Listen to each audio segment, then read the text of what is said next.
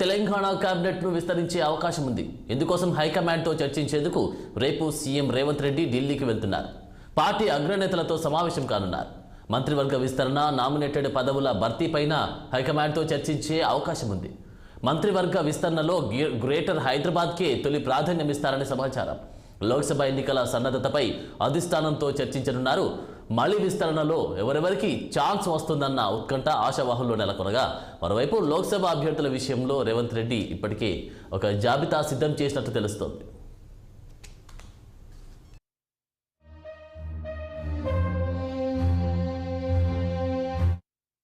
ఇక ఇదే అంశంపై మరింత సమాచారం మా పొలిటికల్ బ్యూరో చీఫ్ రామ్ అందిస్తారు. Ram, good morning Anand.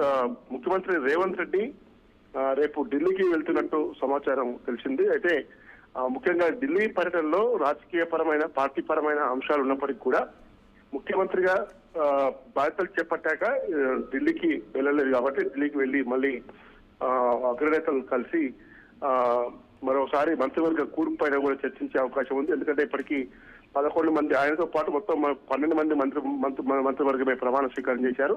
ఇంకా 6 మంత్రి పదవులు ఖాళీగా ఉన్నాయి కాబట్టి దానిపైన, అదేవిధంగా తర్వాత ఎమ్మెల్యేల కోటా కానీ గవర్నర్ కోటా ఎమ్మెల్సీల ప్రక్రియ కూడా జరపాల్సింది. దాని నామినేటెడ్ పోస్టుల గురించి కూడా చర్చించాల్సి ఉంది.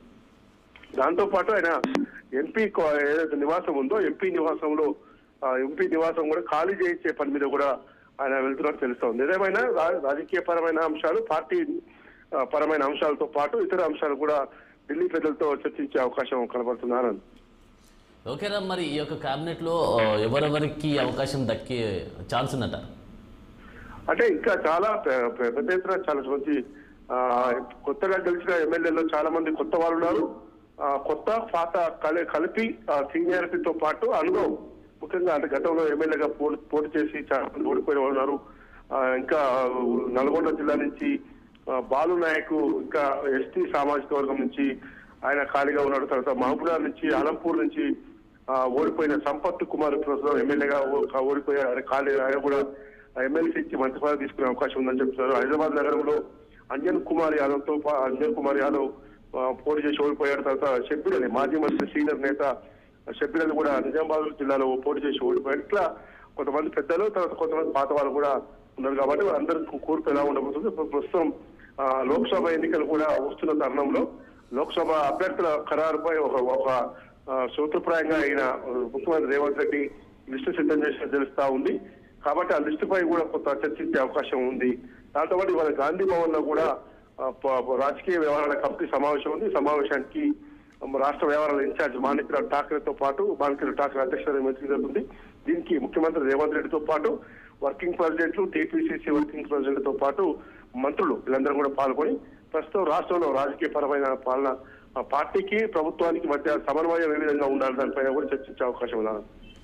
ఓకే రామ్, మరి మనకైతే తెలుస్తా ఉంది మంత్రివర్గ విస్తరణలో గ్రేటర్ హైదరాబాద్కే తొలి ప్రాధాన్యం ఇస్తారని కూడా సమాచారం అవుతుంది. మరి దీనికి సంబంధించి హైదరాబాద్కి ప్రాధాన్యం ఇచ్చే అవకాశం ఉందంటారా? ఖచ్చితంగా హైదరాబాద్, రంగారెడ్డిలో ఇప్పటికే ఉమ్మడి రంగారెడ్డి జిల్లాతో పోలిస్తే కేవలం వికారాబాద్ జిల్లాకు చెందిన వికారాబాద్ ఎమ్మెల్యే గడ్డం ప్రసాద్ కుమార్ మాత్రమే ప్రస్తుతం శాసనసభాపతికి అవకాశం వచ్చింది. ఇతర ఉమ్మడి హైదరాబాద్ లో పోటీ చేసి ఓడిపోయి ఉన్న అంజన్ కుమార్ యాదవ్ పేరు గట్టిగా వినబడుతుంది. దాంతో పాటు జూబ్లీ హిల్స్ నుంచి పోటీ చేసి ఓడిపోయిన హజారుద్దీన్, అతను కూడా ఎందుకంటే భారతీయ క్రికెటర్ కాబట్టి అతని పేరు కూడా ఒకటి వినబడతా ఉంది. కానీ ఏ విధమైన కూర్పు ఉంటుంది? ఇబ్రహీంపట్నం నుంచి పోటీ చేసిన మల్రెడ్డి రంగారెడ్డి కూడా మంత్రి పదవి ఆశిస్తున్నాడు. వికారాబాద్ జిల్లా పరిగి నుంచి పోటీ చేసిన రామ్మోహన్ రెడ్డి సీనియర్ ఎమ్మెల్యే, అతను కూడా మంత్రి పదవి ఆశిస్తున్నాడు. ఈ విధంగా చాలా మంది మంత్రి పదవులు ఆశిస్తున్నప్పటికీ కూడా కేవలం ఇంకా 6 స్థానాలు, 6 మాత్రమే భర్తీ చేయాల్సి ఉంది. గ్రేటర్ హైదరాబాద్ లో ముఖ్యంగా 2-3 సీనియర్ల పేరు కూడా వినబడుతుంది. ఫిరోజ్ ఖాన్, అజారుద్దీన్, అంజన్ కుమార్ యాదవ్, ఇట్లా పలువురు పేర్లు వినబడుతున్నాయి. Thank you Ram.